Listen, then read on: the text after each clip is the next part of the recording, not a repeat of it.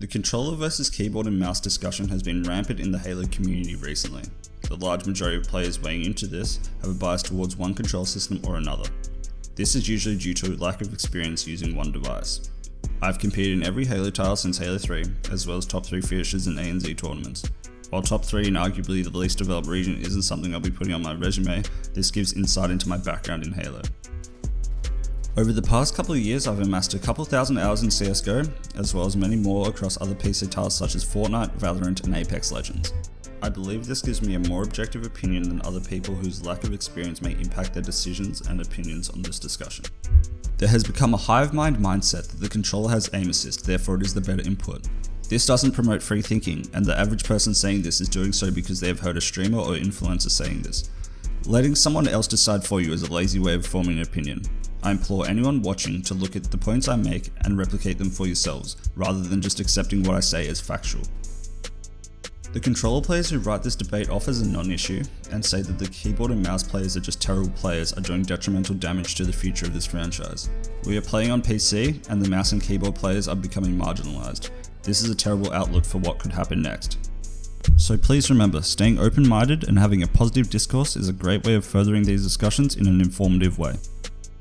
There is an overarching point that this is now released as a PC game and should be treated as such. What we have seen with every release of a new game of the Master Chief Collection is a population spike that slowly drops off until the only people left playing the game are the controller players. Now perhaps there is no causation, but I see the same die-hard players who have continued to play across the many years still playing, and we are also experiencing a very minuscule population growth. Why are we now back to similar viewership and player base numbers? Now obviously Halo isn't just about shooting, there's a lot more that goes into it, but it's still very important. I've seen the narrative that shooting skill is like 10% of the game. This simply isn't true. This is an insane exaggeration people use to get their point across. I do agree map positioning, movement, decision making are all very important. However, saying that represents 90% of gameplay in Halo is ridiculous. If a good player who's in the correct position, however has bad aim, makes an out of position player with good aim, the player with good aim will win the majority of battles. You cannot be on a top team if you can't shoot. Now if you're playing 4v4 or hardcore, 90% of the game is using the BR/DMR at a close to medium range, an area that is without a doubt dominated by controller.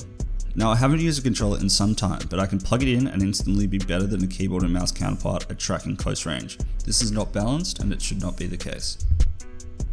When you track with keyboard and mouse, you either have to predict the movement of the player and move your mouse to where you think they will move, or you can react to the movement and try to track normally. With the controller this is completely negated in this scenario, as you can move the stick very slightly and the prediction/reaction element is taken away, and you are rewarded with automatic tracking. I've seen people cherry picking clips of XQC with and without the controller. Obviously you cannot just pick up the controller and expect to be good instantly if you haven't used it in years, which is the case of the XQC situation. I'd like to point out that XQC is no slouch when it comes to Halo. He had a 50 on Halo 3 in 2008, so it's not as if Halo is a completely foreign game to him. It would be interesting to see the Bungie.net profiles of some of the people clowning him.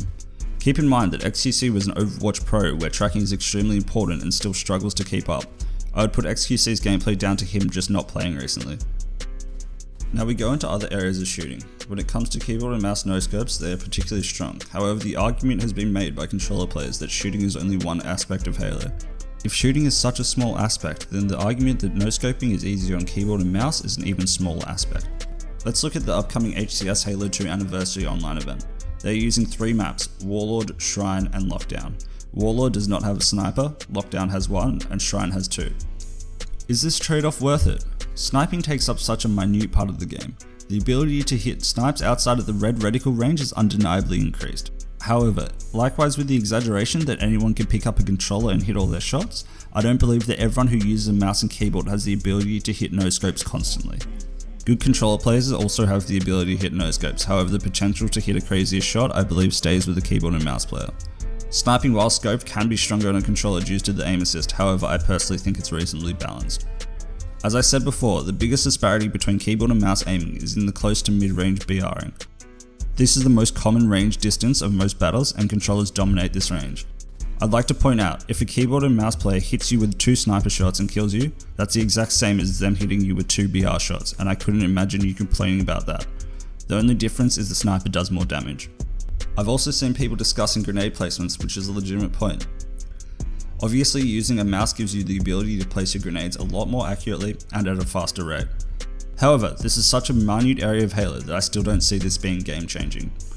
In games like CS or Valorant, where smokes, flashes or other abilities are important for taking a site or cutting off areas of the map, this is very important. However, since Combat Evolved, I haven't really seen grenades used in a utility way that often.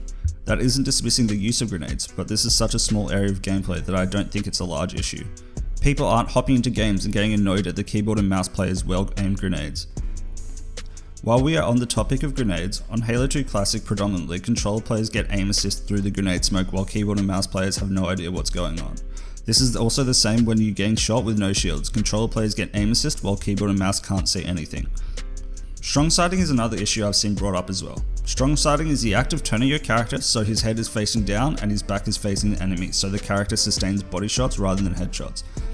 Obviously, with the instant movement of a mouse player's aim, strong sighting is possibly half a second faster. I don't believe this is a big issue either. Depending on the time the burst is shot, you may not even sustain another hit in the time it takes a controller player to begin strong sighting. This moves into another difference that isn't talked about as much, in the fact that movement on a controller is a lot easier and more fluid. The range of motion of a thumbstick makes movement easier than on a keyboard, where you control your movement with WASD. As I said at the start of the video, everyone should look at the information provided and make their own opinion. Personally, I believe an update balancing the close to medium range fights would improve the user experience for keyboard and mouse players. This is not a foreign concept. This is done to the DMI on Halo 5 in an update of March 2018, however to a much larger degree. Ideally, a top keyboard and mouse player should be able to shoot at the same level as a top controller player.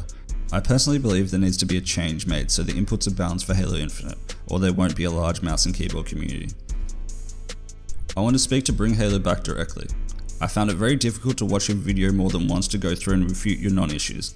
You talk in a patronising way to make it seem like all keyboard and mouse issues are because of unskilled players, but this isn't true. Game balancing should be done by professional gamers, not by social kids.